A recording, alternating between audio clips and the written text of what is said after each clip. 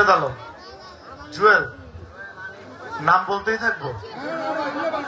উপস্থিত বিভিন্ন পর্যায়ের নেতৃবৃন্দ এবং আমাদের মধ্যে উপস্থিত আছেন এখানে জগন্নাথ বিশ্ববিদ্যালয়ের সাবেক সাধারণ সম্পাদক, যুবদলের সাবেক assistant secretary, central Jubodal committee, রাজপথের সৈনিক আমাদের ছোট ভাই খলিল। আমাদের মধ্যে আজকে বিভিন্ন সঙ্গীত শিল্পীরা উপস্থিত আছেন। আমাদের মধ্যে উপস্থিত আছেন কাজল দেওয়ান, আমাদের মধ্যে উপস্থিত আছেন বাবলি সরকার, আমাদের মধ্যে উপস্থিত আছেন বিভিন্ন পর্যায়ের আমাদের যারা সরঞ্জাম বাজাবেন, তবলা বাজাবেন, বিভিন্ন পর্যায়ের আমাদের আজকের এই অনুষ্ঠানের সহকর্মী ভাইয়েরা এবং আমার সামনে উপস্থিত জনতা ভাইয়েরা, মা বোনেরা, আসসালামু আলাইকুম। যাক, একটা বিষয় শুনলাম, ভালো লাগলো, আপনারা সবাই ভালো আছেন।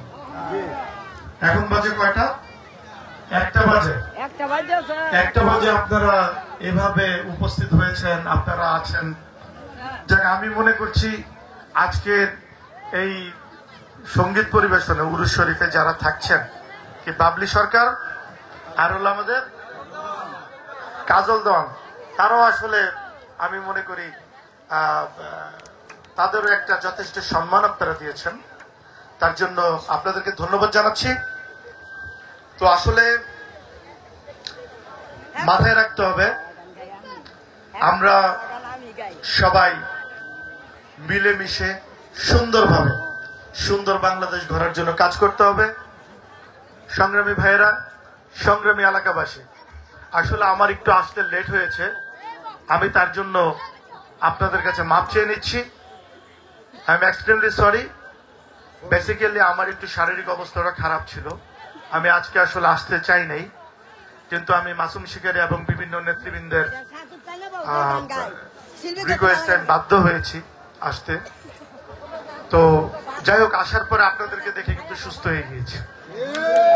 মানে এত রাত্রে আপনাদের যে অবস্থা, আপনারা যেভাবে আছেন, আমার সত্যিই মনে হচ্ছে আমাদের নেতা জননেতা তারেক রহমান আপনাদের আমাদের সকলের পছন্দের নেতা, এদেশের মানুষের হৃদয়ের বাদশা জননেতা তারেক রহমান যে সুন্দর বাংলাদেশ, শব্দের বাংলাদেশ গড়ার জন্য দেশ ও জাতির কল্যাণে 31 দফা বাস্তবায়নের মাধ্যমে কাজ করে যাচ্ছেন।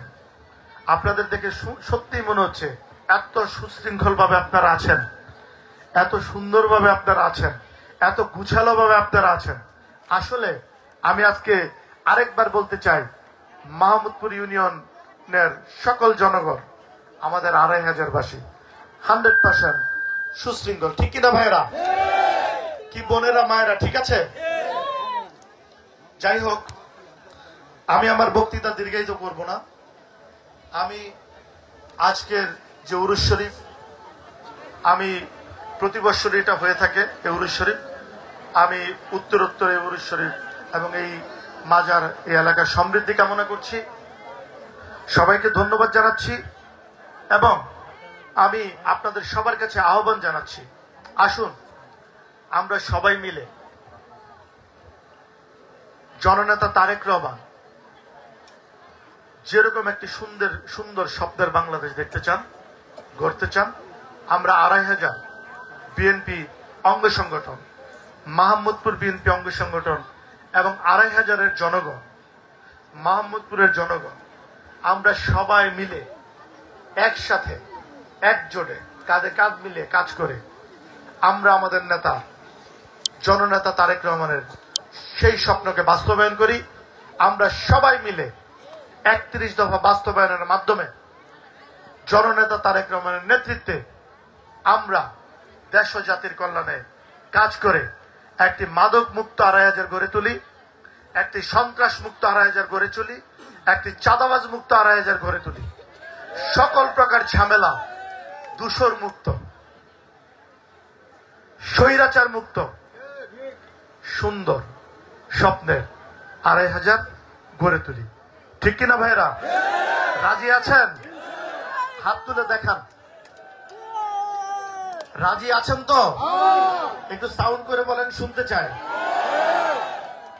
আমরা দেখেন 17 বছর এদেশে আন্দোলন সংগ্রাম হয়েছে। সেই আন্দোলনের নেতৃত্ব দিয়েছেন কে? তারেক রহমান। কথাটা জোরে বললে ভালো লাগে না? যেই ব্যক্তিটি আপনাদের জন্য দিন রাত নেই অক্লান্ত পরিশ্রম করে দেশ ও জাতির জন্য আপনাদের কল্যাণে কাজ করে যাচ্ছেন, আপনারা সেটা একটু জোরে বললে ভালো লাগে না? সেই নেতা দেখেন, আপনারা দেখেছেন 111-এর সময় স্বৈরাচারী মঈনুদ্দিন ফখরুদ্দিন সরকার কি করেছিল? আপনাদের পছন্দের নেতা জননেতা তারেক রহমানের মেরুদণ্ড ভেঙে দিয়েছিল, জোর করে দেশের বাইরে পাঠিয়ে দিয়েছিল, দেশ ত্যাগ করতে বাধ্য করেছিল। ঠিক কিনা ভাইরা? তারেক রহমান দেশ ত্যাগ করতে চেয়েছিলেন?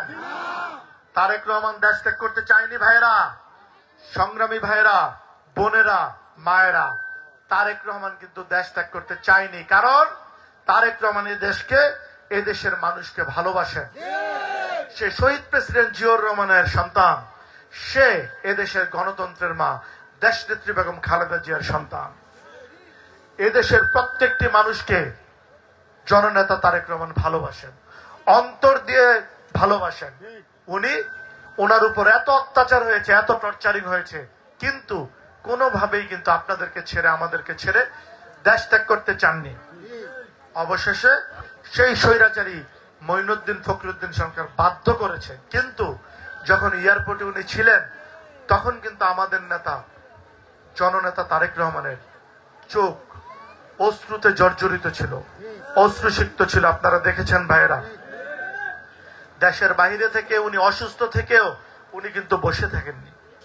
বাংলাদেশের গণতন্ত্রের জন্য, বাংলাদেশের গণতন্ত্রকামী মানুষের জন্য, এদেশের সার্বভৌমত্বের জন্য জননেতা তারেক রহমান কাজ করেছেন, এদেশের মানুষের অধিকার রক্ষার জন্য কাজ করেছেন।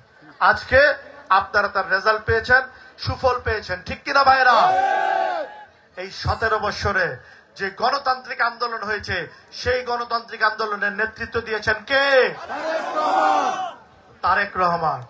আমরা 1971 সালে একটি স্বাধীনতা অর্জন করেছি। সেই স্বাধীনতার মাধ্যমে আমরা বাংলাদেশকে একটি স্বাধীন বাংলাদেশ হিসাবে পেয়েছে।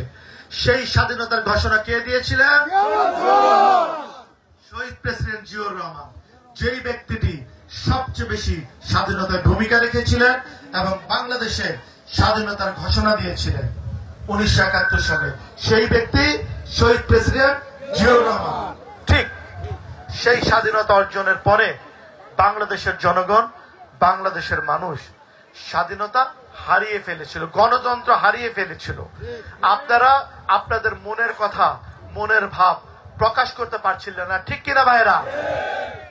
কিন্তু আমাদের নেতা, আপনাদের আমাদের সকলের পছন্দের নেতা, এদেশের বীর জননেতা তারেক রহমান সারাক্ষণ পরিশ্রমের মাধ্যমে এবং বলিষ্ঠ নেতৃত্বের মাধ্যমে নতুন একটি গণতান্ত্রিক আন্দোলনের ঘোষণা দিয়েছিলেন।